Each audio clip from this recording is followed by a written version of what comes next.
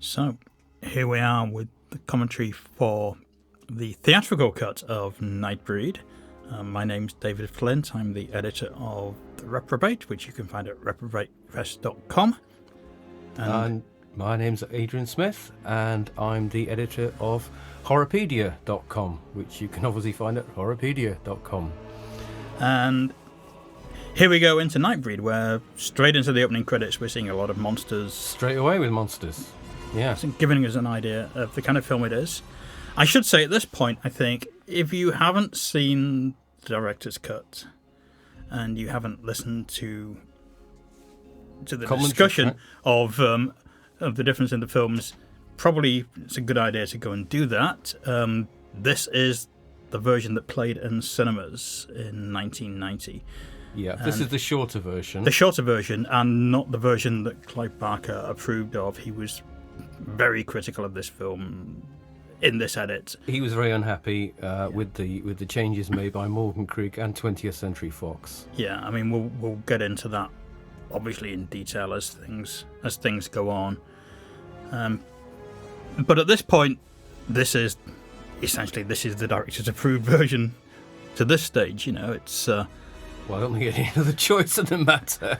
No, but it's a long. It's this kind of epic opening credits that sets up a whole backstory that you don't. Perhaps we should say, David, that we actually saw the film in 1990. Yes. At Shock Around the Clock. We were both at that event, which shows how old we are. Yeah, 1990. Shock Around the Clock at the Electric Cinema in Notting Hill. Yeah, Portobello Road, was that? Yeah. Portobello Road. And I pass it regularly. Clive Barker actually introduced the movie and did apologise beforehand for the version being not as he would have seen fit. Yeah, I mean, I think part of the problem for Clive at that point was that this film had been taken away from him in the edit. Also, that expectations, certainly at something like Shock Around the Clock, would have been quite high based on Hellraiser that had been shown at the first Shock Around the Clock and obviously gone down a storm. And I think he had to kind of dial things down for the audience a little bit by saying this is not the same film. This is not a reality check, essentially. Yeah, it's not a hardcore horror film in the way that Hellraiser was, and it's not. Although it starts off pretty rapidly here with this very fast edited sequence. And, absolutely. There's nothing to say this isn't a fast-paced, more of a fast-paced, action-packed film than Hellraiser was, but it's a very different film. It's more fantasy horror than visceral horror. Yeah, and we'll see that as we go along. There's this kind of strange dichotomy between what are the slasher elements and what are the monster elements that take over in the latter half, and which is possibly one of the reasons why the studios didn't know what to do with it when they came to market it. I think so. I think the horror monster film was fairly well established by this point. The market for prosthetic heavy, monster heavy films was fairly big, but perhaps it wasn't mainstream. No one had attempted to do what they were doing here, though, with so many monsters in one movie, and that's possibly where they were doing very well in trying to be achieving a 2.5-hour cut was the original version that Clive came up with. Yeah, I mean that was his first cut. It would have come down from that regardless, but. Yes, it's an epic. That was the idea of the film. This is an epic, and of course, the idea from this Cabal was the novel that he. Not an epic novel though. Only 272 pages. I noted this morning. It's a good, solid, tight novel. A good read. Very entertaining novel. And this is the thing. People say, he wrote the novel essentially as a kind of a novelization of the film before the film happened. That's not the case. He wrote the novel as a standalone piece. Yeah, but then he said himself he realised during when he was writing it that it would make a great movie, and managed to convince Morgan Creek to sign up for not just this one movie, but 3 movies was his original deal, with a sequel in mind if this one did well. Yeah, and not just a sequel, of course. His original idea was to do, potentially 3 Cabal movies, and then also have spin-off stories. Essentially creating a universe before it became popular that people had cinematic universes. Yeah, I mean, you look at the we've got the Marvel universe, obviously, with their extensive characters, but, we also have things like the Conjuring universe now. Oh, yeah. Where they can just take every ghost and spin it off to 3 different films. Even if it's got absolutely nothing to do with it. Yeah, so something like Nightbreed or like Cabal. Well, it was forward thinking, and maybe that it wasn't the studio wasn't ready for this at the time. No, I think at the time the idea of a planned series was very strange, especially for a horror film. And this is still a horror film. It's not like Hellraiser. It's not a very earthy horror film. It's more fantasy based, but it's still a horror film. Well, we're about to hit some horrific scenes because this is where the slasher element comes in. Yeah, and this is again why we're going to keep saying this is possibly why the distributors didn't know how to market it. Clive is famously on record as having said that that they mismarketed it. They sold it as a slasher because of this character that is played by David Cronenberg, and yet some of the posters did have monsters on. So I think they tried to sell it as both. No, absolutely, and Cronenberg's character here, actually with the mask, could be a monster. That could be. That could be the actual face of the character, couldn't it? He's a human monster. Yeah. He's a human monster. Some good gore effects here. I mean, that's the funny thing. I think because of what Nightbreed is as a film, people, in a way, they disregard the slasher elements because they're the trashier, more commercial bits. But actually, they're really, really good slasher bits. They're very well done, I think. And the mask is fantastic. Yeah, that's one of the best. It's become quite iconic, actually, even though it's been used in just one movie. Yeah. And even this year, you could buy yourself a little model kit. So, yeah, it's kind of a shame, really, that people have focused just on the monsters over time. I don't know. I mean, I think the slasher elements work great. It is that strange irony, isn't it? That it started off being this situation where the slasher elements overwhelmed the monster elements, and now it's become vice versa. Yeah, absolutely. So, obviously, now this is the first scene where we are introduced to David Cronenberg, and we're not aware that he's the slasher at this stage. And it's interesting because I think at this point at the time, Cronenberg was just moving away from the traditional horror into the more art house type of films, so made him more respectable. But either side of that, he wouldn't have been. Well, he'd just done Dead Ringers, also for Morgan Creek, who co-produced it. And he was this was between Dead Ringers and Naked Lunch. That's right. Yeah. So I guess you could say that his horror career was just about ending at this point. It's starting to filter out, wasn't it? Yeah. And he then did Crash and Existence and moved away from horror. But the interesting thing is, I guess, that in terms of name recognition, he wasn't a big name at that point. No. And he wasn't a recognisable figure. I think, looking back on it, at the time, people would have expected more to be made of the fact that, another leading horror director is in a movie by Clive Barker. But certainly the studio weren't interested in that, weren't going to push that forward. No, I don't think they didn't see Cronenberg as a big name either. No. And, of course, another complaint from this is that they didn't have any lead actors who were sort of stars to promote it with. We got Craig Sheffer here. Yeah, I mean, he'd done some kind of Wonderful previously, but his career wasn't big, and it wasn't big after this film. No, he only did minor horror roles that I've noticed. Yeah, I mean, he did do another Clive Barker-related film, Hellraiser Inferno, in 2000 as a detective. Yeah. But he didn't become a big star. No. I mean, Cronenberg, I would say, is actually the best actor in this film. Absolutely, I agree. I mean, people have said he's a bit cold, but he's supposed to be cold. Exactly, that's Cronenberg, isn't it? Well, he's a psycho killer psychiatrist. He's supposed to be cold and controlled, and I think he's excellent in this. Yeah, and his look is fantastic. And there's a good record of film directors who also worked as actors. We have Sidney Lumet, who played in Eyes Wide Shut and things like that. Lots of other.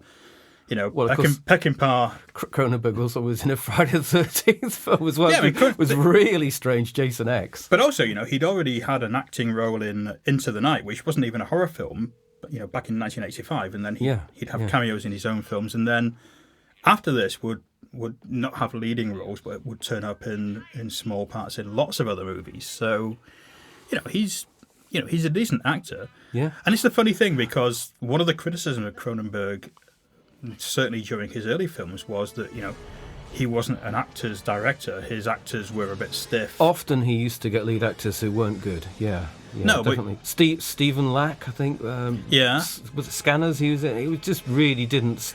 But the funny thing is, I don't out. think that was necessarily him being a bad actor. I think he just got stuck sometimes with bad leads. Yeah. But his supporting cast were often really good. Oh, And I agree. and he coaxed a really good performance out of Marilyn Chambers in Rabid. By the time he got to Videodrome, he was getting really great performances from his leads. So it's. But the two leads in this movie, which leads us, we've got obviously we just mentioned Craig Sheffer, and we've got Anne Bobby. Yeah, who didn't really do anything after this at all. Much about the most thing I noted, she'd done some BioShock video games. Yeah, I mean she did. Quite a bit of TV. I mean, she'd just done Born on the 4th of July, where she had a kind of a fairly important supporting role, but yeah, she didn't really go on to much. I think if anything were to be focused on here for the two main characters, they don't stand out. They're adequate. The performances are fine, but there's nothing. In essence, what you might get is some of the other characters who will come when they come to like Hugh Ross, standing out more because they've got particular character traits that emphasise the humour. And I think we can say that it's easy to say, the actors weren't particularly great. I mean, maybe they were that typical kind of leading blank slate that everybody else worked off. So they were there as the way in for the audience. But it's the supporting characters who bring the film to life, and these people are just, bumbling through the movie and becoming. Well, it's in their character to look confused yes. and not know what's going on. I mean, obviously, if we look at this film now, I guess 30 years on or something, then the look of the characters obviously is very dated. Well, he's got his hair. He's that kind of Lost Boys, the leather jacket and the hair and the white T-shirt. Yeah. It's of its time. But then, of course, you can look at any film and say that characters look dated. Yeah, that would be an unfair criticism. Yeah. But in scenes like this, Hugh Ross steals the scene. Oh, absolutely. and you wouldn't expect him not to, and so it's just the nature of the way the story is being told. Yeah. But these are all good scenes. All the early stuff in the movie, I think works really well. Yeah, I mean, obviously, if you see the director's cut, then you'll see a bit more characterization. You'll see not that much though. Not that much, but you'll see a little bit more. You see him at his day job. Yeah, we have the nightclub scene that's missing here, but But this version, to defend it, it does move at a pace. It doesn't waste time. Well, that's what Clive Barker said himself. I think I could quote him on this. He said, when they'd shown it to audiences in test screenings, the audience wanted it to move, and that's what they got. Scene after scene, it just moves forward. Which is 106 minutes. This version, it works. Yeah. It works pretty well. I mean, I think you have that situation sometimes where we can always complain about audiences at test screenings being the lowest common denominator, that they're not the people that are the audience for the film necessarily. But now and again, there is that point that they can say, this film plods, this film needs tightening up. I mean, it's that point where they're saying, change the ending, change this, change that it becomes problematic. Nowadays, it's kind of gone the opposite way, where everybody expects a 2-hour version and then another 2.5-hour version to be released when it comes out on home video. And it's the funny thing that obviously, there's still the Nightbreed TV project. That's been mooted this year. Yeah, I mean, Morgan Creek held on to the rights for that, curiously, even though they sold off their movie rights. So that's still in development at this point. And you think, even though the novel is not a particularly long novel, it is expandable. It is something that can be one of the forward. fascinating things about Nightbreed is it's a genuine cult movie. That label gets thrown at a lot of films, and willy-nilly, and not really. You'll go on Wikipedia or stuff and they'll say, oh, it's developed a cult following with no evidence. Yeah. But in this case, it definitely is a cult movie. It did grow in appreciation over the years, and fans obviously wanted more and more and more, leading to the Cabal cut, and then obviously, the director's cut in 2014.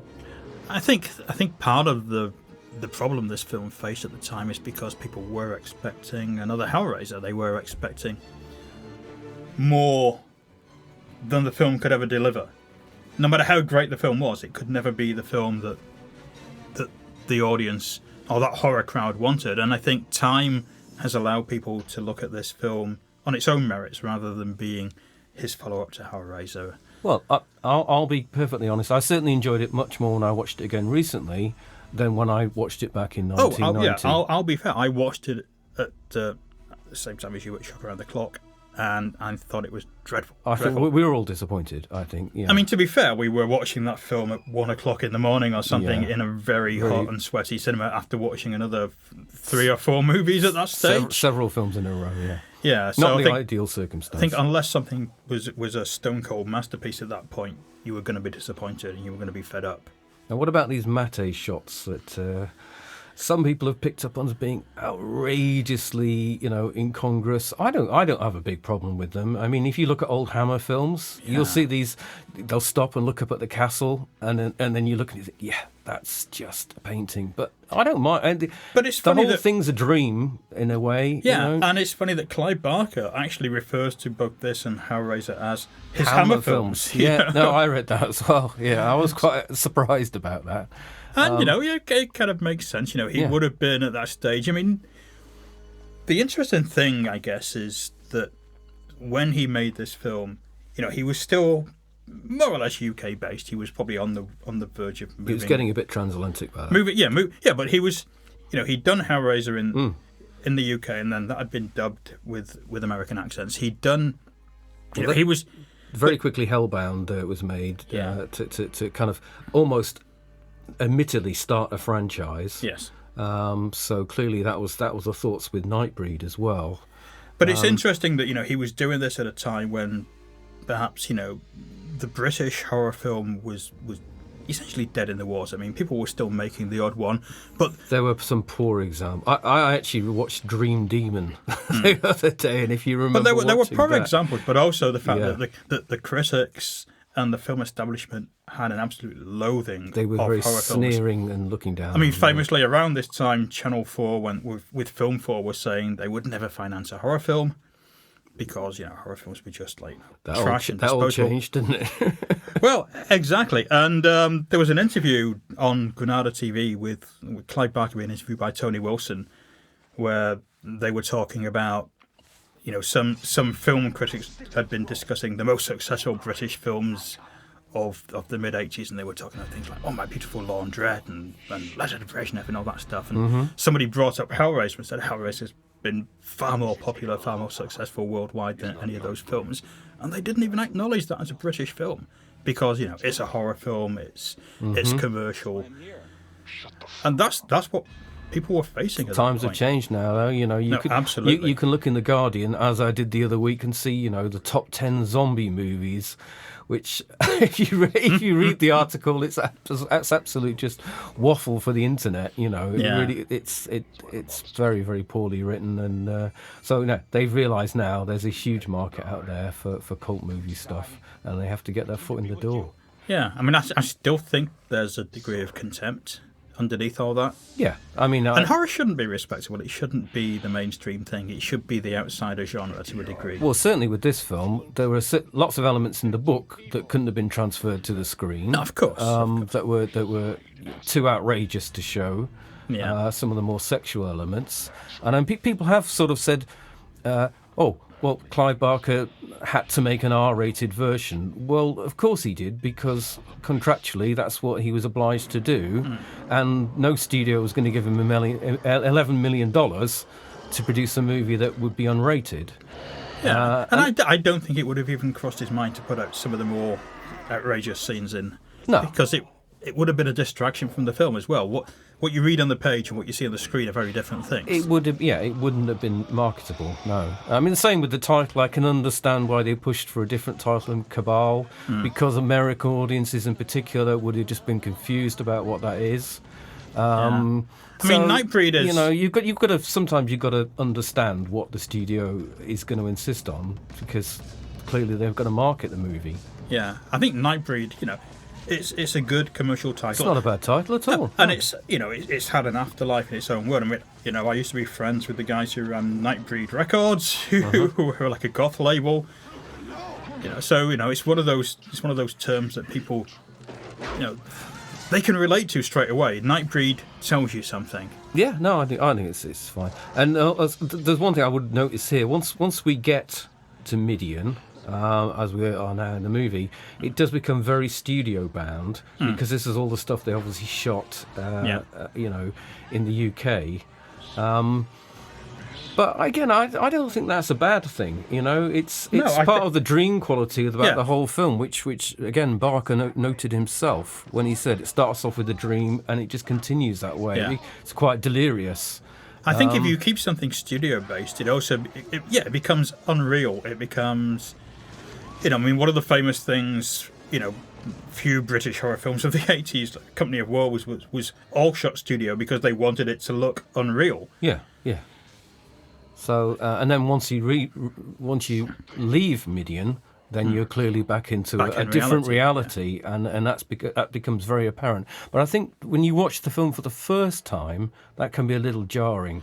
I think you only pick up on it when you've watched it subsequently, 2 or 3 viewings. You can really appreciate that's the way it's intended, and it isn't just a cheaper way of shooting. Yeah, I think the jump between reality and fantasy, between the monster movie and the slasher movie, can be a little jarring at times, as you say. Yeah. But when you get into it, it actually makes a degree of sense, because he literally walks out of fantasy into reality here. Yeah, and then there's another good scene here where obviously he's set up by Cronenberg's character to be shot, as we'll see. But again, that's something that initially audiences would have been a bit, the main character's just been shot. Yeah.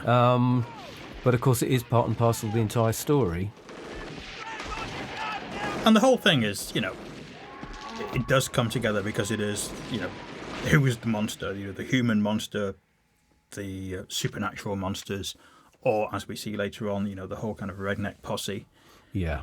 A little bit unsubtle there, but we'll come to that. It's a bit unsubtle, but I think it kind of moves. We're kind of leaping ahead, but it does fit into that whole era of filmmakers where the outsiders were hunted down by the small town rednecks, whether it's everything from Easy Rider through to not horror films generally speaking, but even stuff like Northville Cemetery Massacre.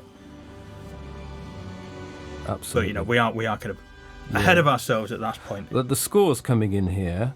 Do we want to say anything about? I mean, Danny Elfman was obviously a bit of a coup for Barker to get him when he'd done Beetlejuice. He'd just done Batman for Tim Burton. He was definitely on a roll of getting noted in Hollywood, and this is a great score. Yeah, he'd been Tim Burton's composer of choice, I guess, and then because Batman was such a huge film, that really pushed him into the big time. So I guess this was just after Batman. Yeah, but probably around the same time. This is one of those scores you can listen to on its own and really appreciate without the movie. No, it's a good epic score. It has that big emotional.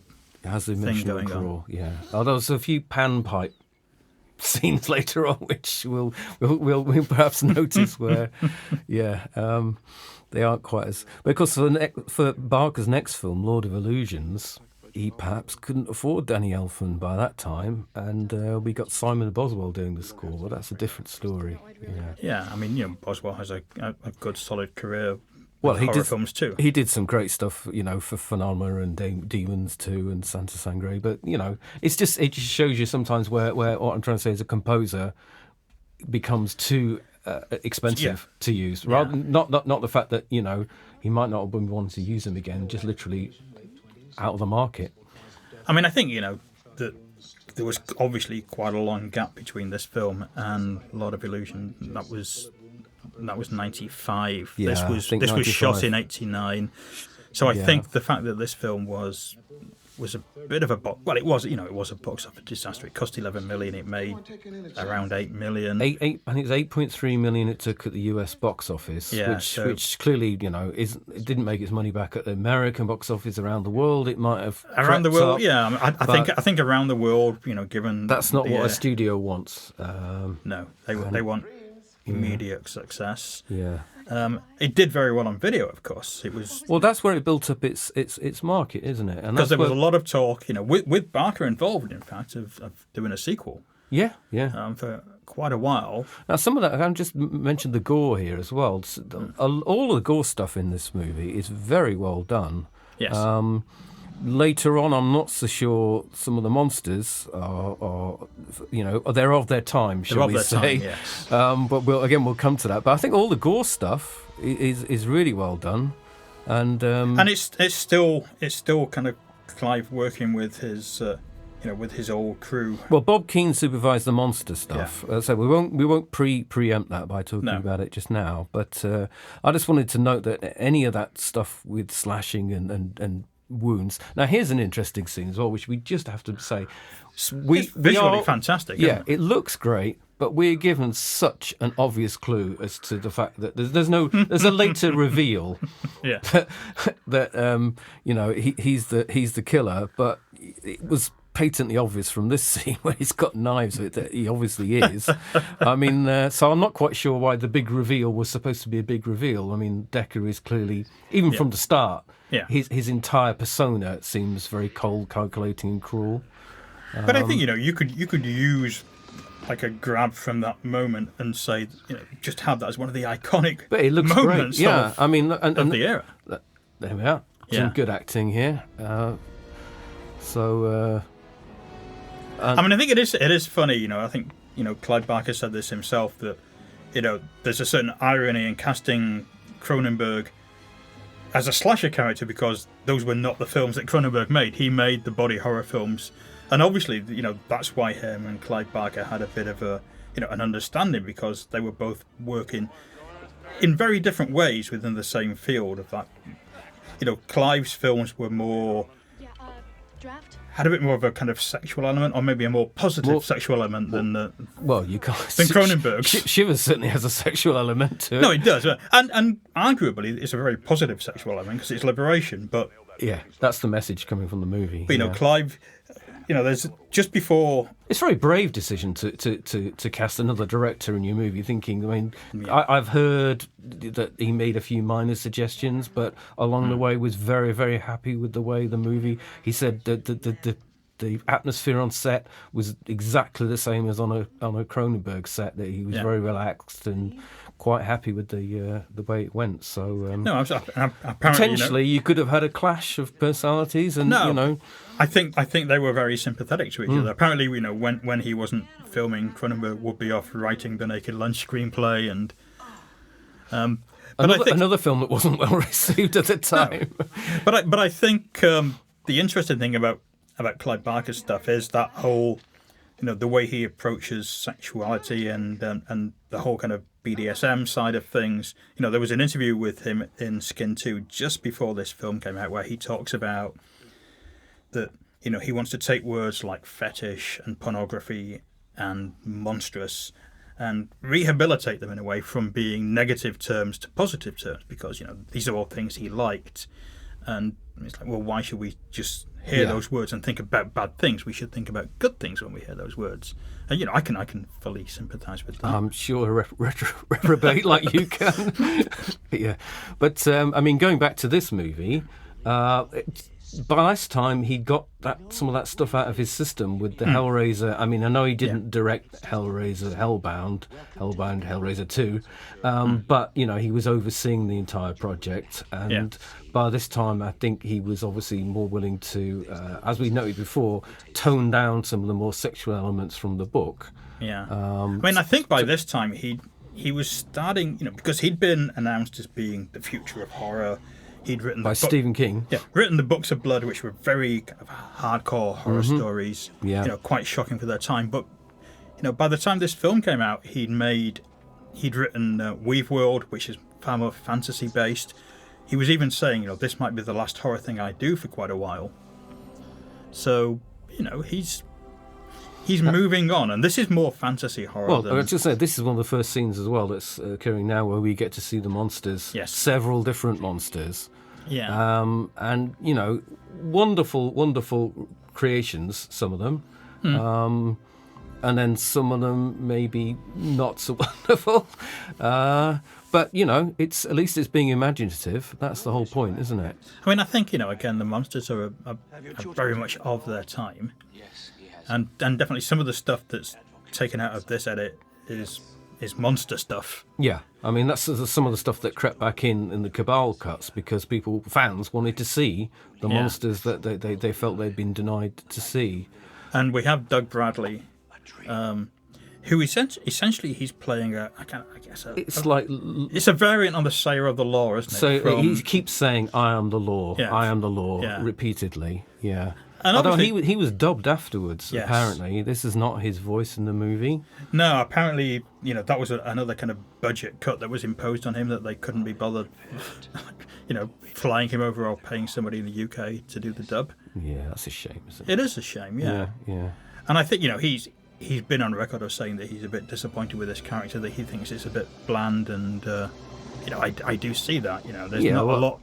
Well, he's like the Moses character, yes. who, but then again, he doesn't want to lead them. But again, we're jumping forward. But it is a bland character in a way. He's the force of the law, and doesn't want to take any risks, doesn't want to take any chances, doesn't want to fight back. I mean, there's definitely that Dr. Moreau element in this film, of the community of monsters living outside. Oh, they've not been created by a mad doctor, but H.G. Wells Moreau is all over this. Yeah, that's right. Later on, interestingly, you can see he's actually got little eyes in those flaps in his face, which I didn't notice until recently.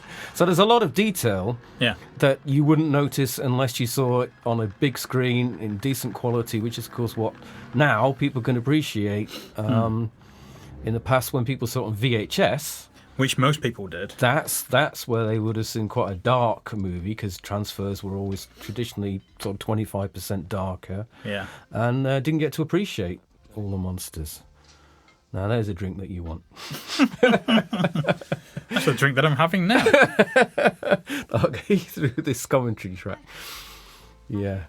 So what about her character? She doesn't really do anything but lead herself into a dodgy situation here. And this is one of those points where this particular edit, their relationship makes a bit less sense, because we don't see, we don't really see them getting together, and he's Curtis, and he's a banker. So, we don't really know who she is or why she's there. No, But again, the movie moves, and you can't really complain about that, because in the version that we've got here in front of us, there wasn't time for that. Interesting that Labatt's is on the wall there, because it was made in Canada. Yeah. I didn't notice that last time. Yeah, but I mean, you're right. I mean, a lot of this is stuff just being trimmed to the bone, isn't it? Yeah. I mean, because, again, we can't emphasise this too much. In 1990, a 106-minute movie was already pushing it for what a studio probably thought they could market. Certainly a 2-hour version was definitely pushing it, and 2.5 hours was nothing that they could even think of releasing. Yeah. And I think, also we have to point out, and I know we could argue about this probably, but I think let's not argue, David. By 1990, the horror film was on its uppers to a degree. We'd had the end of the 70s style of horror in the early 80s, with people weren't looking for like thought-provoking, intelligent, and visceral horror. They were looking for sort of more teen horror, more throwaway stuff. And then by the end of the 80s, the horror film was... Well, you talk about things like Lost Boys and... Yeah, I think it had become... There is a bit of a Lost Boys look in this, isn't there, actually? I think this a lot of this film is is clearly of its time, particularly in this particular cut of the film. Yeah. But I think, in some ways, Hellraiser had changed that slightly and brought it back to a different, more hardcore kind of horror. It had, but I mean, Hellraiser wasn't... When Pinhead first appeared, people were genuinely shocked and taken aback. But we shouldn't pretend that Hellraiser was like a massive international hit. No, because it wasn't. It had a very niche appeal. And I did take a few moments to look around what was at the cinemas in terms of horror around this time in 1990, and it had got to the stage where pretty much everything was either a sequel or a remake. Yeah. So, you've got all sorts of things like Leatherface and the Night of the Living Dead remake, but everything had a number after it. Prom Night 3, Slumber Party Massacre 3. So, yeah, this film should have stood out from the crowd because it wasn't just Roman numerals after its... But also, I think, we had that point, we think about films that we saw at the Shock Around the Clocks around that time, Two Evil Eyes. Yeah, The Lamp a couple of years earlier. Yeah. The Unnamed. lots of disposable films. Meet the Feebles. That you could just throw away. Yeah. And so, horror wasn't in a good place. They'll be resurrected now on a Scream Factory triple disc set. Yeah. But yeah, I think, that's the weird thing, though. I think you can look at some of that stuff now, and again, out of context of the time, you can find them entertaining enough and enjoyable enough in a throwaway way. But that's all we had at that point. Yeah. But this one, ironically, on repeat viewings, like we've been saying, after time has this longevity. Yeah, and has more going on. Which wasn't there at the time for audiences to appreciate, perhaps. Stuff like this is really interesting, that, the shape-shifting character and this is what tells us that the monsters are not monstrous, that they are actually... Yeah, we're already being introduced to characters who we got sympathies with and who we can feel sorry for. In the same way, Clive Barker mentioned, what had happened to the traditional monsters like Frankenstein, King Kong, where, you felt poor monster, sorry for the monster at the end. I think that's the weird thing when, because one of the things that Clive has constantly complained about with this film, at the time, not recently, but, back in 1990, was that the people at Morgan Creek didn't understand the idea of making monsters sympathetic. But, of course, that's a great tradition of the horror film. I'm glad you mentioned that, because I was just about to say that it was quite strange, actually, that he hooked up with Morgan Creek, because all they'd done, they were formed in 1988, all they'd done previously was this Cronenberg movie, Dead Ringers, which, again, wasn't that well received, didn't take back its production costs in the USA, although it's Canadian co-production, but they didn't have a strong record. They did Exorcist 3 the same year, which, again, they didn't know how to market. And again, a film they interfered with and had reshoots done. And that one bombed at the time, but since then has got a very, very strong and deserved cult following. Certainly a film that over time have people really learnt to appreciate. But you see, after that, they just didn't know. They didn't have the horror touch. They did terrible things like Diabolique with Sharon Stone. The remake cost $45 million, I read last week. And unless they paid Sharon Stone $40 million of that, there's no reason. How on earth could they spend that much money on it? And then I think after that, and the horror elements, they just did those dreadful Exorcist attempts with Rennie Harlin, and they didn't know what to do with it, so they messed about and called it Dominion, prequel to The Exorcist. Really had no idea. So what I'm trying to say is, it seems odd that Clive Barker did hook up with them.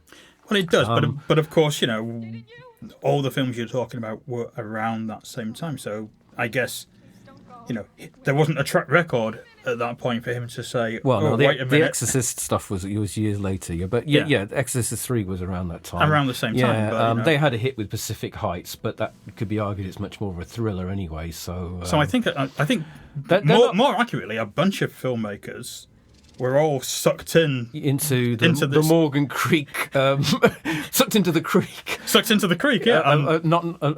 But then again, we shouldn't just blame Morgan Creek, really, because obviously it's 20th Century Fox are the people that Clive Barker has complained about most, who really didn't know what to do with it. I think the marketing is, you look at the poster for this film.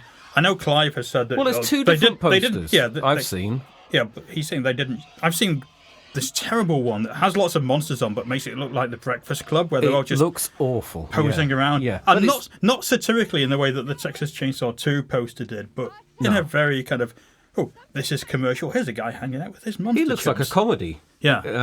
It's got the monsters on, which Clive said, oh, they didn't mark it as a monster. But it doesn't look like a horror movie. Yeah, it would have been better off without the monsters on, quite honestly. But then there was another version of the poster that did make it just like a slasher, where it wasn't obvious what you could maybe see a monster out in the background. So I rewatched the trailer, which apparently was submitted to the MPAA 12 times before it got through, and that clearly is a monster movie. There's no way you can say that wasn't marketed. So I think maybe some of the complaints were about the TV ads or whatever. It's easy for a filmmaker, and it's been done a lot of times, to say, oh, my film wasn't marketed correctly. Yeah. In retrospect. But I think this was a difficult one to market, and you're seeing now on screen, you've got heavy slasher element now, which doesn't fit well with the monster scenes. I mean, I think we have to constantly point out the fact that, Clive Barker wasn't turning around 5-10 years later saying, no, he was doing it immediately. Immediately, as we said, at Shock Around the Clock, before we even saw it, he was apologising for it. Yeah. And here was the big surprise reveal, which was no surprise at all. I mean, it's worth pointing out, of course, that earlier reveal is an addition. Yeah. Not in the original version of the movie. And that's the thing, when we talk about movies being taken away from their director in the edit, there's also the additional point where he then had to go back after the initial version and reshoot some scenes and add some more scenes, in August, change the ending. In August, he went back and he did some stuff with some extra stuff with Cronenberg, like that moment, and also to the ending of the film. Just then, I think that there was something else that was apparent. We talked about all these monsters and the special effects. Some of them are on screen literally like that for a few seconds, if not. And it does seem a shame that they've obviously spent a lot of time and effort designing them, which is possibly why fans over the years now have wanted to see more and more of the monsters that they were denied seeing. Yeah, I mean, there obviously was a lot more material. Clearly, lots more material. I mean, Pete Atkins, who worked with Clive quite a lot and was involved in this film, he's not credited. He actually makes an appearance in the director's cut, but not in this version. But he worked behind the scenes doing some second unit stuff, which involved monsters. So a lot of that material obviously was lost because they wanted to speed the film up, or because they just thought the monsters were too much. Yeah, or possibly some of the designs they felt in retrospect weren't. I mean, the director's cut, I think, famously has this stop motion, which, to be honest, I don't think works very well. It's not the best. No. As I can see why that was cut. I mean, often you can see why directors left stuff on the cutting room floor, but not that much stuff. And this is a different case in point, isn't it? There was so much that people obviously felt a need. I mean, to go back to Cronenberg, he did a scene for Dead Ringers, I think, which had some parasite coming out of and decided that was too strong. It spoilt the mood of the movie. It had been shot, but he felt he should leave it out. So it does happen time and time again. That we have to decide in retrospect that stuff isn't right. And so, when in 2014, when Clive Barker did reveal his director's cut, it's actually only 14 minutes longer than this one. Yeah. Well, that's the thing. We have to remember, of course, this was his second movie. If we look aside from that, the experimental films he made in. Oh, those early things that Redemption released. Yeah, like The Forbidden, the stuff he was doing in the 1970s. Yeah, but those were genuinely just avant-garde experimental. Yeah, so movies. this was his second commercial film. So he's still quite a neophyte filmmaker at this point. Yeah, but it's and it's his first studio film. Generally very well directed. I think there's only some scenes that seem a bit stagey when they're with the monsters, because literally the camera hasn't got anywhere else to go, and so you'll see a static scene with them all stood around, almost like that thing that people used to say about Star Trek. where it would stop and focus because they literally had nowhere else to move the camera. Yeah, but absolutely. that's not a fault of the film. That's just unfortunately the way. Now here's some great scenes. This is John Agar. Yeah, classic. Taking us back. A reference to monster movies. Yeah, the past. Perfect lead-in. Who was in stuff like Tarantula, the Mole People, Attack of the Puppet People, and Zontar. Very, very entertaining here. Very good. Yeah, no, these are great scenes. They're really well done. Really well lit. The art direction here, production design, it's all great. And it takes us into the idea that the locals were obviously aware of Midian and didn't have a problem with the monsters living there.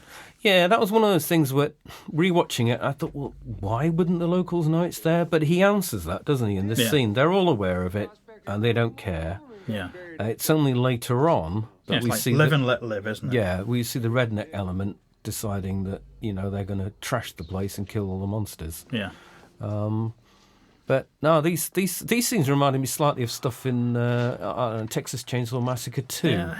Hills of Eyes, it kind of with all these little grotto lights everywhere. No, very very well shot. And again, this is where it does seem like somehow there's two films going on at the same time, which, like we said, it's a great slasher movie. It is a great slasher movie. This stuff is really enjoyable, and yet the monster stuff it's just how well they gel together is how it confused people, certainly at the time, and in retrospect you can enjoy it, but I think I can see why at the time people didn't really know what to make of it. And the score works here well, it's great stuff. And a cute little kitty. So. What more do you want? But again, people might say, oh, why didn't we see some more gore there? But it wasn't needed. No. I mean, the earlier scenes were actually reasonably gory. It's always great to wake up in a coffin, isn't it? You can see images like this. You can see why this film became big with the Goths. It was Boone up there. Yeah. No, all this stuff, all the design. I mean, and that famous mural that Ralph McQuarrie painted at great length, apparently, the guy that worked on Star Wars. You can see why over the years that's how the film gets appreciated on a completely different level. And although we've just said slasher scenes look great, this is the stuff that fans really, really started to... Why it became a cult movie. I mean, I think, it's that weird thing that, possibly Clive dug himself into a bit of a hole when he was saying... Into a creek. When I want to... This is going to be the Star Wars of monster movies. He did say that, yeah. Possibly not a good thing to say. Everyone expects a canteen scene. But, it's like, I could see where he's coming from, but I think, you're potentially building too much expectation there. Yeah. But I think Clive at that time famously did make a lot of statements, and he used to be famous for announcing things that didn't actually occur. So I think his should we say he had a lot of enthusiasm, and as we say, it took until 1995 to get Lord of Illusions made. Yeah, I mean, it's interesting. His ambitions perhaps were greater than the ability to get the movies financed and shot. But that's not a bad thing. These scenes are great. This is all wonderful stuff. And this is his kind of pushing the whole religious aspect of the movie. It's your Hieronymus Bosch type stuff, isn't it? Yeah. And again, I can see why a studio wouldn't be keen on this sort of stuff. They don't know, they're suddenly probably thinking, what the hell is this doing in the middle of the movie? But again, this is the stuff that everybody has learned to appreciate over the years. I mean, we're talking about, how long it took him to make another film after this. 5 years. It's not that long, I guess, but it's a fairly long time. Obviously, he was at this point when he made this film, he was lined up with Universal to remake The Mummy. Yeah, that was something that dragged on for quite a while, wasn't it? One of many people who've been lined up to remake The Mummy. Lots of people, John Landis, and that was And eventually, look what they did with it. And made a hash of it all those years later. Well, they made a hash of it, but they made a lot of money on it. Yeah. And of course, it's interesting that Hammer Films had previously remade The Mummy, and Clive has talked about both this and Hellraiser being his Hammer movies. Yeah, I mean, as you said, or we both said earlier on, it is quite strange that you referred to them as Hammer movies, isn't it? Yeah, but it's not that removed. I mean, you think if they'd carried on progressing in the 70s and kept making movies, you look at some of the films that Hammer had lined up to make that they didn't make in the 70s. What, Zeppelins versus pterodactyls? Well, not that particular one. Carly versus Dracula. Or... If you're going to be difficult, Adrian, I'm talking. I'm just saying that they were trying to move forward a little bit. I mean, if you look at their last horror film of the 70s, like To the Devil a Daughter, they were trying to become more modern. They were running out of steam by then, though. Yeah, but what I mean is, if they managed to keep going, conceivably they could have been making a Hellraiser by the mid-80s. I think that would have been far, far too radical for them. They would have been well out of their area, far too strong. Potentially, but we're looking ahead to, the TV series they did. They tried to modernise, so they were. I don't know. I mean, we can guess, but I'm sure that as a child, Clive would have loved the idea of making a Hammer film. I actually think that Hellraiser is not like a Hammer film at all, and in essence that's why it works so well, because it reinvigorates. It's a real breakthrough for British horror. But not even like at a point where we were saying that the likes of Dream Demon were around, and it really had there was the occasional amusing stuff like Lair of the White Worm. Bit of stop motion. Ah, yes, the stop motion. Not the worst bit of stop motion, but they get away with that little bit there. Yeah. But you don't think even in the kind of Hammer House of Horror world, which is very domestic horror, that Hellraiser wouldn't have fitted in there? No, I think it's far too radical, far too sexual, and they were not happy with that kind of sadomasochistic content. It just was out of their area. She's got a great sense of wonderment. Throughout most of the movie, actually, although we said that Anne Bobby didn't go on to do much else of note. She's fine in this, like we noted earlier on. Absolutely. I mean, she's not a bad actress. I think her character's potentially a little thankless in the sense that she's just the wide-eyed girl. She's leading the audience. Yes. In wide-eyed amazement around the caverns, and that's what her. And here we have is. This is the exploration of the many monsters. Well, this is what I was alluding to earlier on, where you literally would see those monsters for that much time on screen, a second, and you kind of do think, oh, that's a shame. But it gives you an idea. You do know, but I can see why people wanted to see more. Why these longer versions, I mean, now they're talking about a Cabal cut that's over 3 hours long. Yeah. And I'm not sure how they're going to achieve that, but we'll see. Yeah. I mean, I think sometimes less is more. Sometimes I agree. A bit more is even more. Yeah. And a lot more is too much. But we'll see. Yeah. I mean, I think we're in a world now where directors put out their preferred version in the cinema and then suddenly decide they want to add another 30 minutes or an hour. Well, that's what we alluded to before, isn't it? And this is a bit of standard practice now. This music sounds very reminiscent of something like Who Saw Her Die? That's definitely got an Italian feel to it, doesn't it? Yeah. This little the female vocals. Well, I said overall, it's a great score.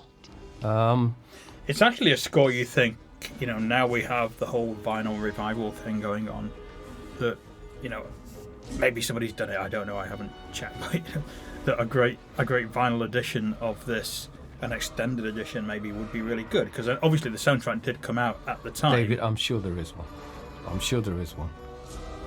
Well, if not, yeah, people listening, take note.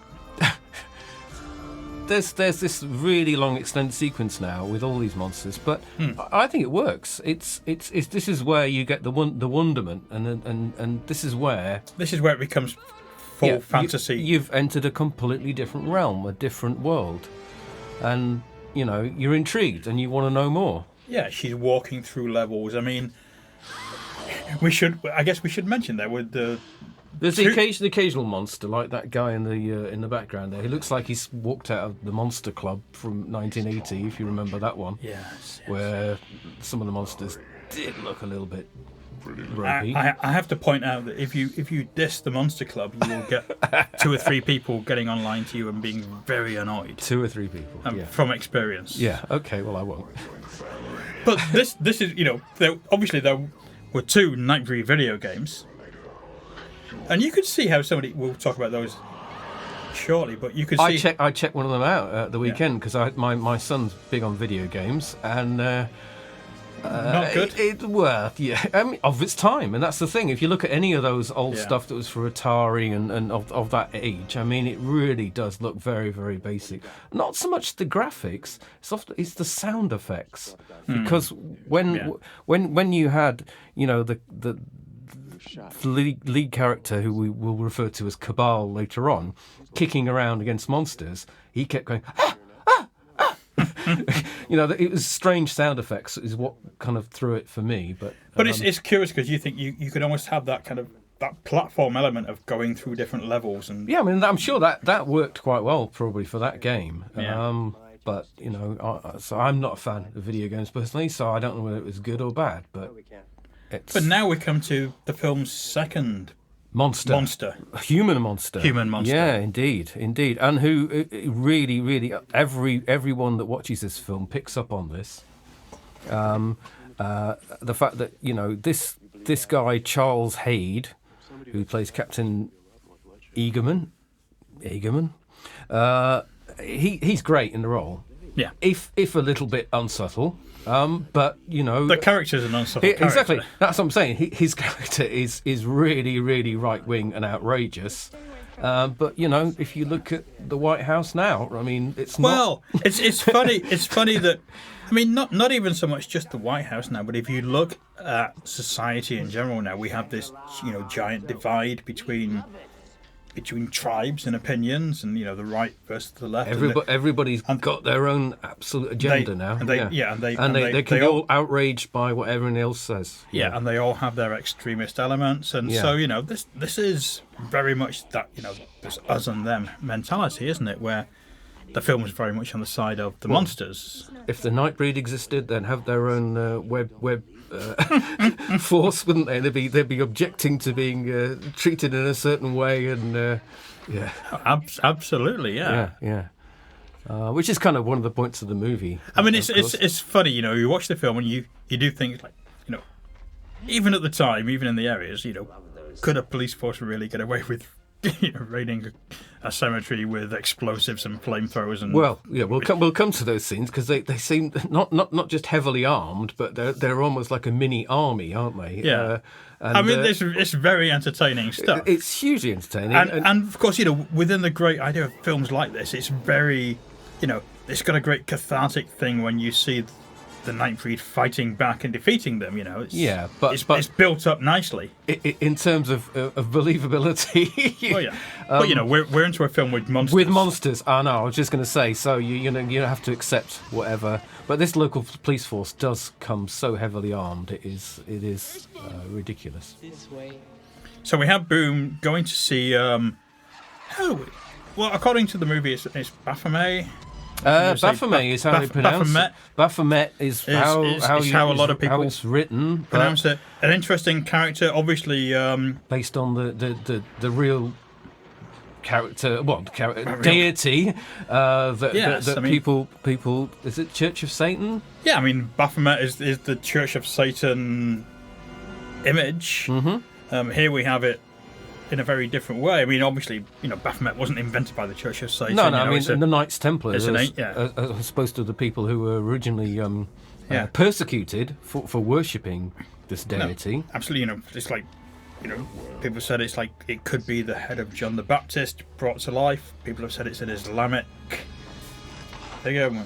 Maybe we shouldn't go there. No, I mean, basically, it's a biblical character. I considered talking about, but it's into a whole different realm. We need to focus on the movie, I think. And, no, I think it's just an interesting point as to there have been many interpretations of this character over the years, and this is a very unique particular one to this film, isn't it? It is, and different from the book, where he's described more as just like a fire that engulfs people and has human sacrifice within his entire entity. I mean, I think one of the things that we can talk about with the book and the film is obviously we talk about all the monsters that we just saw. That in the book, they're not specifically described, are they? No, because of course you can't do that in a novel. You can't spend a page describing each monster that they walk past or people see. So it's left to the reader's imagination. But this is one of the ways the film works and the ways it doesn't work, because obviously well, you can't do that in a film. They were allowed to run free with their imagination. As we already noted, some great monsters there. Bob Keane was, I think, given a couple of months before production to start designing. And yet some of them, unfortunately, as we've also noted, maybe could have looked. They look like they're out of Doctor Who. Yeah, I mean, Bob Keane obviously had worked on Hellraiser and created some fantastic creatures there. Bob Keane for a number of years was really, really well embedded, and of course went on to do stuff for Hardware, Life Force, Waxwork, Candyman, and then be a director himself. So, he made his own version of The Lost World. He did Heartstopper with Robert Englund, which I have seen a long time ago. But, it's obviously his career led on to being a director. So that was another good facet of the... I think we were saying before, some of the people that Clive Barker had worked with, even back into the 70s, he carried on, like Peter Atkins, and then Doug Bradley. Obviously Doug Bradley. Great stuff here. More slashy stuff. Sweetgrass Inn, it's a subtle name. Well, I really appreciate the way he directs those scenes. That to me shows that had Clive Barker also... If he'd made a slasher film, he would have made a great slasher film. He would have made a great slasher movie, yeah. And I think Lord of Illusions is a great film, actually. I bothered to rewatch it this week before watching this again, just to remind myself of how much of that actually really does work. Strong detective element in there. And, in some ways you could see where he'd learnt from some of the issues that this movie had and made the film much more streamlined. Well, I think sometimes you need that point where... you have problems with the studio. Yeah, you learn from not mistakes, but issues and ways around how to deal with things. Yeah, maybe that's dealing with them before you start shooting, dealing with them during shooting, and dealing with... Which is why it maybe helped that he had quite a long time before he did Lord of Illusions, Yeah, I mean, it's interesting. Obviously, you just mentioned Candyman. I mean, Candyman's probably his biggest achievement in terms of... But before that he didn't directly... Yeah. But before that point, obviously, he'd written Underworld and Rawhead Rex, which he hadn't directed, and they were both turned out to be disappointing movies. Yeah. Which is what pushed him then to do Hellraiser. But I think this was probably the point when he realised that he doesn't have the control that he might have as a novelist. So no, I mean, when you're dealing with a studio, you clearly haven't. Yeah, and then Candyman came along a couple of years after this and was a huge hit. And 1992. Yeah, and a very successful film. Very, very well done. And now, of course, it's being remade again. Yeah. After, 2 or 3 sequels as well. So, I mean, that's a major success for Clive Barker's career in terms of that character being such an iconic horror figure. Now, Boone's character, or the Cabal character, is... that he's becoming now, Yeah. He's I don't know, what would he go? He's kind of vampiric. It's like an extension of a vampire, isn't it? He drinks blood. He drinks blood, and he does a vampire bite very much. I think it's a little bit more graphic in the book. I think he actually eats people in the book, but maybe they decided that was too much for a movie. Possibly so. Yeah. I think again. So even in a small town, you've got a major SWAT team here. Yeah. But his look is very kind of body artish, isn't it? Yeah, it is. Yeah. I mean, obviously they've made a big attempt to not make him obviously he's not hugely monstrous, because that wouldn't work in terms of the lead character, but he's got those elements which clearly make you realise that this is where his character is leading. But it's a strange thing, isn't it? Because, you could actually see people who look not much different from that now walking down the street. Yes, you do. Now, yeah, so I'm not sure this character, the guy, the priest. Yeah, the priest. Now he was Ashbury, played by Malcolm Smith. In the book, he's different. I mean, here he's supposed to be an alcoholic, and obviously a lost soul. Yeah. But in the book, he's a transvestite. Yeah, which is a big difference. That's his, his secret, as it were, the thing that he can't tell the world. I mean, it's interesting that he's brought into the film at this point. It's quite late in the movie, and he's then set up as quite an important character. He's set up as somebody who would then be important in the sequel. Yeah, that's what people have noted, isn't it? Yeah. And this is the way that the movie sets up quite a lot of stuff for a possible sequel. Yeah. Which clearly was in Barker's mind. But it's interesting that it would do that in the sense that there's a continuation planned, that this character is minor relatively in the film, but could be a major thing in the next movie. But also he's a balancing character, almost like this other guy, Detective Joyce, played by Hugh Quashie, who's a lot of Ghanaian actor who's in tons of British. He's in all that stuff like Colby City and as a lot of British actors. When you look at their filmography, they've all been in The Bill or Casualty or soap somewhere. Yeah, exactly. Yeah, but no, they're brought in to mediate between the more outrageous characters, the human monsters, and the real monsters. Because I don't think he's actually in the book, is he? Detective Joyce. It's more. Yeah, it's more of a. He's brought in to the film to kind of represent the law, the police as not being just seeming monsters that they are depicted as. And he doesn't really get to do much, particularly in this cut of the film. No. He's definitely just by this point he's just a leveler, as we said. He's not got much else of a role.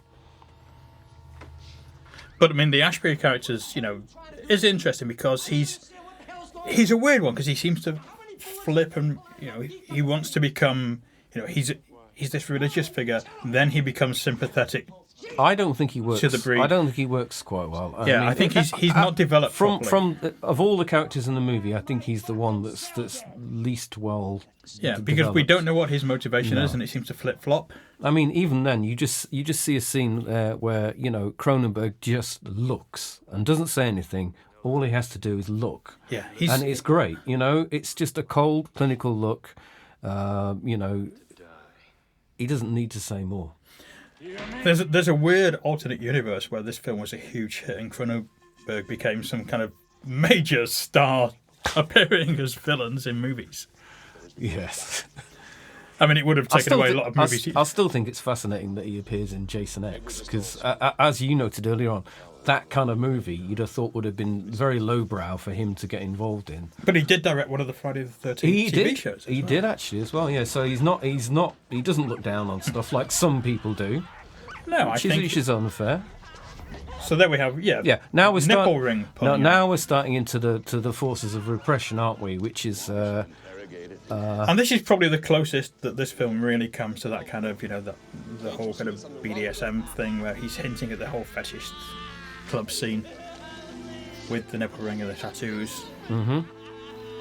But yeah, this is a pretty brutal scene. Yeah, I mean, this is where we are definitely, obviously, left to feel sorry for a monster who's clearly suffering. Yeah. And we're allowed to see that with, again, with this character who's... Yeah, that's Detective Joyce is allowed to look shocked as the audience are in sympathy with him, thinking, "Oh my God, he's just blown up," Yeah, or as he does, he's saying, leave the guy alone. With the classic, his dog being left. That's the way to always introduce sympathy, isn't it? Bring an animal into a Bring a scene. little dog in. Yeah, it's, the doggy's been left alone now. Yeah. Yeah, who's going to feed him? Yeah, quite. Perfect weapon, right over our heads. But this is a great bit where he says, Yeah. Just until it goes down. yeah. Yeah, so now you know. You've always that was a setup for what you now know. Literally straight into there's a war going on. They blow up the police car, and that's now we're now into action adventure territory for quite a while, aren't we? Yeah. And there's some great scenes here where I love the way that he directs these rushing through the woods for not only the mob but also these guys in the old 50s beaten up car covered in dust. Yeah. It looks fabulous. I'd quite happily watch a road movie with that in it all the way through. I think this is a hugely satisfying final sequence. It's action packed, it's dramatic.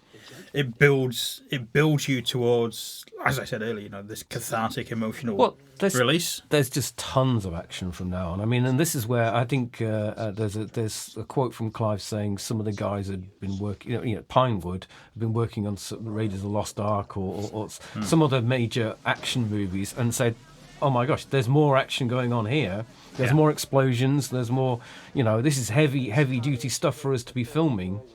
And yet it works brilliantly. This is this scene where they've got so much firepower. It's Dawn of the Deadish, isn't it? Or Night of the Living Dead. It's like the rednecks tooling up to go and fight the monsters. It did make me laugh when I saw this again. Look at that. It's superb. Hey, Constable Labowitz, something to blow your brains? And all these scenes work quite well. Now that the monsters are starting to fight back, you've got a real roller coaster going on. In fact, I shouldn't even say roller coaster because it doesn't even dip. It's just full on, isn't it? And which is why I don't think this 106-minute version is so bad. No. It's just maybe could have done, if you watch the director's cut, it gives you that little bit more characterization. Yeah. Bit more. I'm not sure we needed the nightclub sequence with her singing. I think didn't work for me. But it didn't work for me just because I really like that song, and that was not a good 80s version of that song. She kind of murders it, doesn't she? Yeah. But the little scenes of him working, where you actually saw him doing something else outside of him looking like a lost figure. I thought added a little bit of depth, which didn't unduly make the film longer. Now, of course, it's the first nudity I think that we see in the movie. Yeah, and there's only a couple of scenes, isn't there? Yeah. I mean, we should now perhaps reference maybe some of the issues it would have had with the Motion Picture Association's, giving an R rating. They could get away with this. That wasn't unheard of. That's not a problem. No. I mean, the gore level, I don't think, did it really have major problems? No, it didn't, because they'd already pitched it at that R. Because, Hellraiser had big problems, and also Hellbound, I think, maybe had even more problems. So it wasn't like Clive wasn't aware of how difficult he knew what he could get away with. So there's no point in just being excessive. Do what you need to do. The story doesn't need excess, to be honest. Now this scene's different in the book. This is a lot more stronger, shall we say, and descriptive. But I think it kind of works here, because this is where she has to suddenly realise what she's brought out of him, and yet there is still the love there.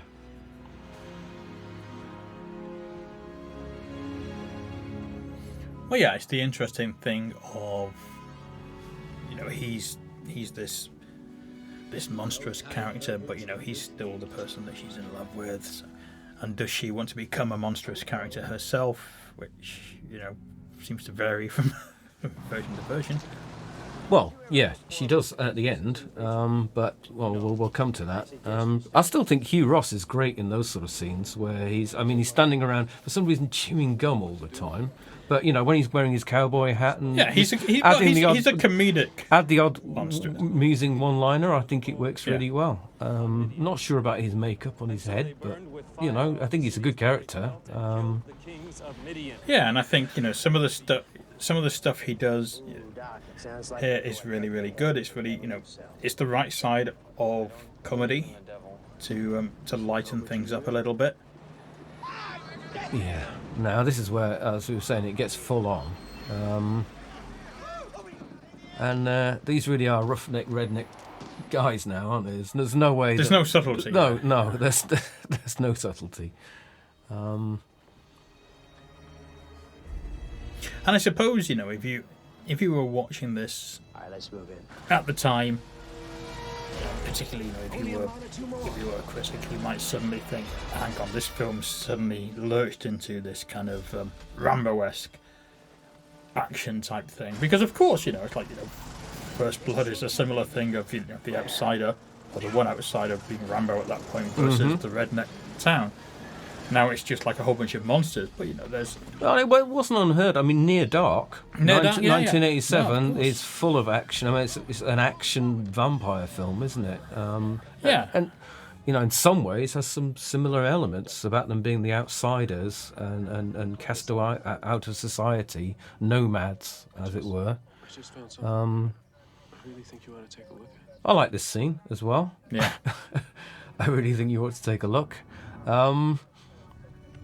It's again. Sometimes it seems a little extraneous, these little bits, but I think that's what adds depth to the whole thing. But also, it's allowing. We needed this to occur. Well, we need to see this character. He has to go somewhere, otherwise he's just disappearing, isn't he? And we need to understand why he's not there to try and stop anything happening. Yeah, absolutely. 5, 4, 3, 2, 1. And that's perhaps where the matte painting doesn't quite work as well when you're doing things like this, blowing it up, because you can't blow up. Yeah, I mean, matte paintings are great, but they're not. They're of. I was going to say they're of their time. They've been around for a long time and they've been very good. But I think sometimes. Well, of course, if this movie was made now, everyone would be saying, "Oh, there's too much CGI," which there probably would be, and of course, at the time, people were complaining that there might be too much animatronic stuff. Yeah. So. Yeah, that was the complaint around those times, wasn't it? When they started to use more and more of that in movies, that was everyone's big. Oh, there's too much reliance. And to be fair, there is that temptation that filmmakers have that if there's a new technology they can use, they'll try and take it to the next level, and sometimes it works, and sometimes we've had great misfires, and I think some of the Freddy stuff went too far on the special effects because they were trying to do too much on the budgets that they had. And I think we can look at another Clive Barker related film, Midnight Meat Train, which has one of the worst bit of CGI blood spilling that I've ever seen in a film. But obviously, it's like I recall that as being quite a good movie, actually. Yeah, it was a great movie, but that one sequence was shockingly bad, and I think that's a pretty poor moment too. But it's of its time. Yeah, but that's the sort of thing I think I would have edited out. That tiny one shot just isn't worth having in. But there you go. And don't forget, this is the theatrical cut, so they allowed it at the time, and that's what you got. I mean, it's interesting, obviously, that you can look at the film now, and it does have that very kind of fantastical, dreamlike quality to it. It's very. It is time to fight. It's not a realist horror film. No. By any stretch of the imagination, and all this sequence is just. This is the fun bit, though, isn't it? This where the music changes as well into more of a kind of a carnival theme sometimes, where the monsters are fighting back, and the one-liners start. Yeah.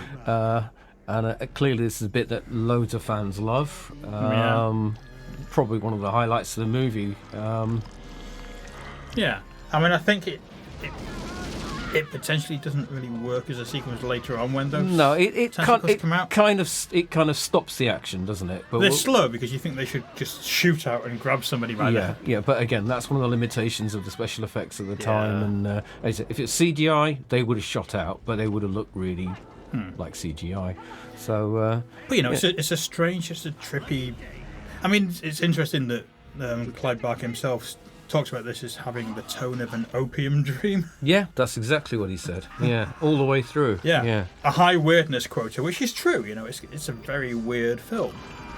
Which, again, is why maybe the studio were baffled. I know we keep saying this again and again, but the studio were baffled and the audience didn't quite take to it because they didn't know what to make of it. Yeah, it's the kind of film... A film ahead of its time. Yeah, it's the kind of film that...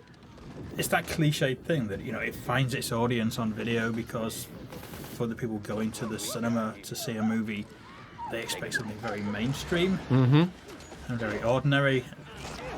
Well, maybe they didn't know what to expect at all, considering the posters that we mentioned before.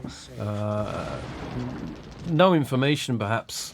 That was one of Clive's complaints, that there was no lead-in time. Not just the promotion, but it wasn't promoted for any length of time beforehand. Now, of course, in this day and age, we're used to everything being given 6 months push before. And so sometimes, by the time the movie actually does appear, you're sick of it. You're sick of the heavy rotation, even stuff for the recent Child's Play. You couldn't believe how many different posters they would produce week on week. It's the trailer for the trailer. The trailer for the trailer. Next week there's going to be a trailer. Here's a 10-second trailer saying there's going to be a trailer. It's got to that stage now where it's overkill. But during this time, that wasn't the tradition. And, stuff would come out and... Literally, unless you were a big fan, you wouldn't know. No, it would just be in the cinemas next week, and you weren't even aware unless you'd seen the movie the week before and seen the trailer for it of what was going to be released. And of course, Fox weren't even interested in showing this to critics because they didn't think it was. Here's a scene that's been criticised. I was just mentioning as a way that she, they managed to entice her with her sort of erotic look. And someone's saying online, I noticed, it's like, who would be turned on by a porcupine? Well, never underestimate what people can be the turned appeal on. of a naked woman. Yeah, exactly. But it's great. I mean, that looks fabulous, I think. Yeah. Works really well. And I think, as we've said, from now on, the movie just, these are the glorious moments that people love to watch again and again. And I can see why. I mean, if anything, I think the film allows a lot of the bad guys, admittedly peripheral bad guys, to get away quite lightly. They die, but they don't die in any particularly painful way. Well, because we're more into a fantasy element of the movie now, not into the serious horror stuff. Oh, he just got a load of porcupines in his face. But he did. But some of the others just got them in the back, and it looks like, ooh. Yeah. I know what you're saying. But I think that's part of the overall battle scene. I mean, any movie, you're going to get people's deaths that aren't quite as spectacular. I think some of these scenes don't work quite as well in terms of they're having such a big dilemma whilst everything else is going on at the same time. You kind of intercutting. Maybe they should have had this kind of discussion before the action started. Maybe. I mean, I think, It's easy to say that in retrospect, but if you see what I mean, it breaks up the action. Potentially, yeah. I think there's the other point that maybe the film needs a breather.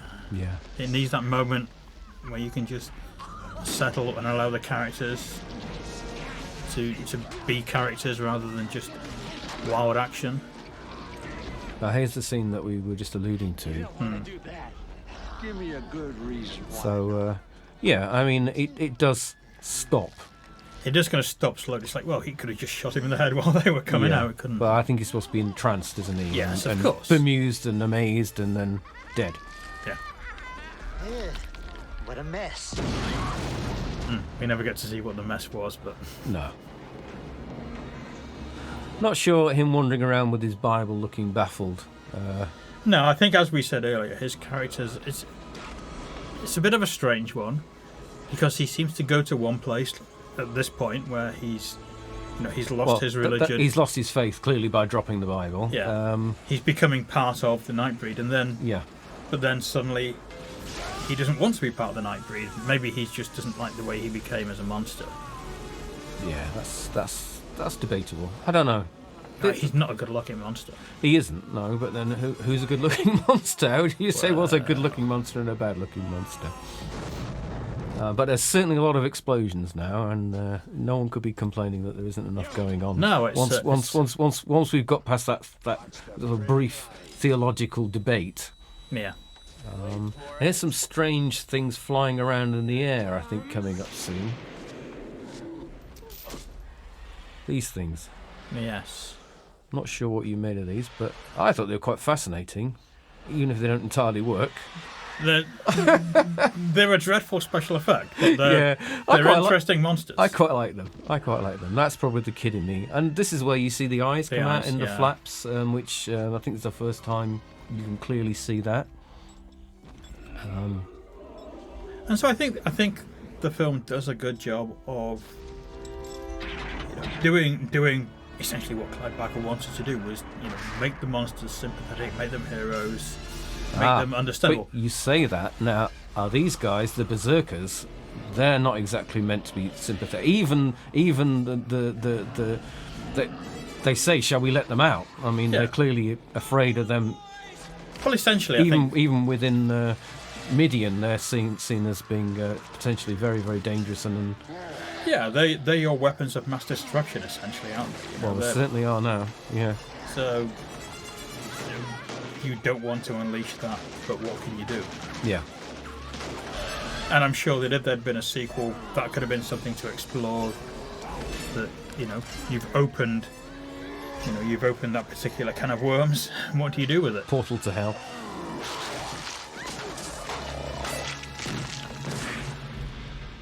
Yeah. There's one of those sort of strange bits that we were alluding to before, which have a sexual element, but also, that sort of thing I think would have made studio executives uncomfortable. I mean, there was famously, I think Clive Barker was complaining that either one of the executives, the guys that was actually responsible for advertising the movie, wouldn't sit through the whole thing, found it disgusting. Yeah. Which is, amazing. There is that stuff like they're asking him, why do you make these disgusting films? Yeah.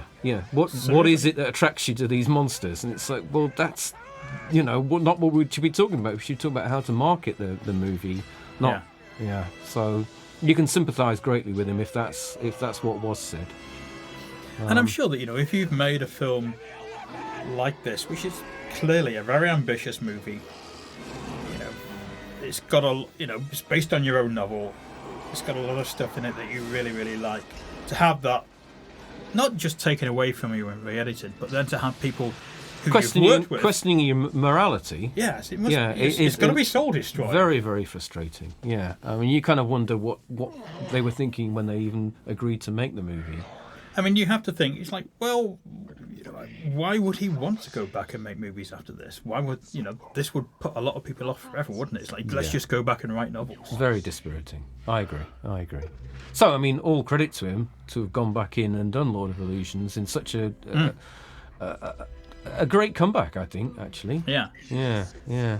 And to perhaps, take his time, figure out what he could do. What he could get away with and what he couldn't get away with. Yeah. And to be able to do things under his own, his own steam, his own control. Now this is developing all the mythos that we were saying that could have been exploited in possible sequels, and still perhaps could be in a TV series. Yeah, I'm very, very intrigued to see what they're going to do with this TV series if it does come to fruition, because obviously it's actually been announced over the years a few times, but now it seems there's a huge market for those sort of series. Absolutely, yeah. I mean, there's so many Netflix series, and not just. I mean, we're seeing series after series being greenlit that you never would have thought, like a series of Exorcist. That you think, how are they going to do that? And they did. And I think if you want to look, very different kind of thing. But if you want to look at a precedent for how a film that was a disappointing movie or was taken away from its creator and then became a successful TV series. You could look at something like Buffy the Vampire Slayer, for instance. Absolutely, yeah. And that's a prime example, yeah. So, you know, there's precedent there for this kind of thing happening, where they can take something like this and run with it, because... Swamp Thing is a series now, yeah. And, I mean, the Wes Craven film is pretty ropey from 1982. The sequel, at least, is fun, because the sequel knows it's tongue-in-cheek and taking the piss. But, you know... I think they even had a series of Swamp Thing as well back in the 80s. So, yeah, a lot of this stuff, it can work for the small screen. It just depends how much they drag it out. Because as we know, Swamp Thing has already been cancelled. Yeah, I mean, I think this has potential to run and run, you know, whether it runs in a successful way, whether it just becomes Monster of the Week. This is the kind of stuff that famously... Alejandro Jodorowsky. Oh yes, this is where you're saying about the gay element. There's the homoerotic relationship between those two characters, which, you know, I can see, and I can also think. I think that's over what between Decker and Cabal. Yeah. I think it's a push. But, you know, maybe it's that thing that they're two sides of a coin. Yeah, He's the monster who is the human, and Decker's the human who is the monster. And somehow they make a whole... I don't know, anyway. No, so. I don't know. I couldn't see that myself. And we could ask Jodorowsky about that. And the fact that he's got such a strong relationship with her as well would kind of say that's not actually, you know... It is that side as well. It's, you know, sometimes you think... Are people taking... People can read into things what they want. They can look at Clive Barker's own sexuality and start reading things into a film that are not there, perhaps, or that are there. So this is where we get to see a lot more of Baphomet, as he's referred to in the movie, and I think that this works reasonably well. I mean, very, very hard to have put this on the screen. I said from what we had in the novel. Yes. Obviously, the effects are very dated. Yeah, they are. But I don't. But it's an old film, so I don't think this looks too bad in terms of, you know, you don't sit there and think like you did maybe some of those other shots that we were saying before of Midian, where I think a little bit more editing would have been fine. Yeah. But, you know, we're not here to criticise the film. We're here to make a commentary about it. And as a whole, I think generally it's a lot better than I remember it. Yeah, and I think it's obviously, you know, we talk about the potential TV series. You know, there was the comic book which ran for some 25 issues. That carried way on beyond the movie. Yeah. So perhaps did what Clive Barker wanted in terms of a franchise. There was a graphic novel as well, or a couple of graphic novels. Yeah, so even at the time, it's had a life beyond what the film could do. No, I think it also came back as a comic again later. Yeah. So, yeah, there is definitely room in the... Clearly, everyone thinks that there's room in the mythos to develop it further. Which of course there is. I mean, you know, there are so many characters, so many ways you can spin this off. You know, it doesn't have to be about the Cabal character, does it? It can be about any of those monsters, going back, going forward. There's a lot of explosions here. There are a lot of explosions. Sorry, I was just stunned by the sheer amount of things exploding there for a second. There's a lot of firepower. Well, you know, explosions are there to dazzle the audience, so... Well, they dazzled me. Yeah. And here we come to the end where the characters are in a barn, which is a bit of a come down from where they live. And obviously a change from the director's cut, where this character is now dead. Yeah. You'll need me. He's still chewing gum. Never touched a legend. So we have a couple of character resurrections in this new, which also is that thing where you think, well, this is studio interference and then director changing things, because these scenes were obviously made, shot by Clive Barker. Wasn't just, I mean, the thing, he went back after test screenings and things were changed Yeah. that he was involved in. It wasn't the horrendous stories you hear sometimes, scenes being added after the directors finished the movie, and that none of that. This stuff was shot by Barker, given that audiences weren't happy with what they saw on screen. Whether that's right or wrong is not for us to judge. But Yeah, I mean, I guess if we look at the director's cut, we can see which ending he preferred. yeah, I quite like this actually myself. Well, it sets up the Decker character for the sequel too. Yeah, I mean, I think it's a shame that he's killed off, so I can sort of see why that works for some people. Yeah. So yeah, there's as often in life, there's good and bad in both versions, I think, and except in the Exorcist prequel we mentioned earlier on. But I think that's the whole point. You can look at different edits of this and have different ways that the story would have gone forward. Mm-hmm. Yeah.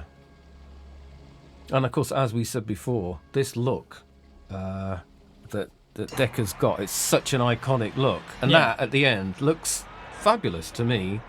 That's And a great kind of very religious resurrection. Yeah, absolutely.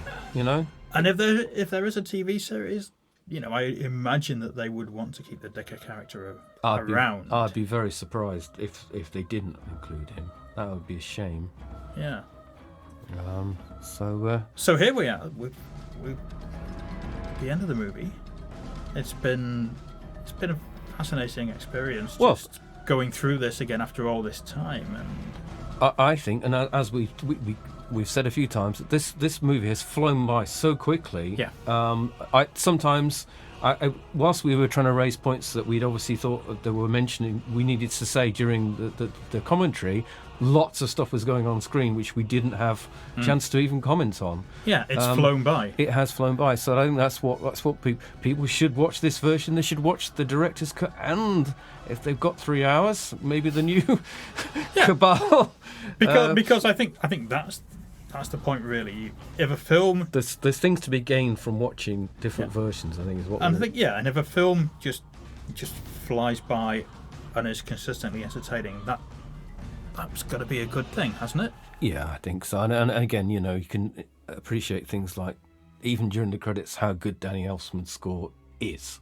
Yeah. Like we were saying, it's one of those things you can listen to as a standalone, and there aren't, to my mind, that many soundtracks you can do that with. Hardcore soundtrack collectors may disagree, but most of his scores are definitely worth listening. And this one in particular, I think, is a highlight for his entire repertoire. So I would say, obviously, if you're listening to this, you probably already watched the theatrical cut and watched the other version too. But if somehow you're just listening to the end of this commentary, if you're desperate enough to listen to this commentary, then with us banging on. I think the theatrical cut in itself needs reassessment and some degree of resurrection, because it's not awful. It's not awful, and that's what I came away with rewatching it recently. I watched this and, as we said, the director's version, and I enjoyed both. And so, it is worth watching both of them. That's definitely. Well, that's our vote of confidence for what Fox and Morgan Creek did to it. But yeah, so if you've waded your way through this after wading your way through the previous version, thank you very much for listening to us. Yeah, thank you very much. Yes, I think we'll probably sign off now, rather than talk all the way through the credits. No. Thank you very much. Thank you. And good night. Good night.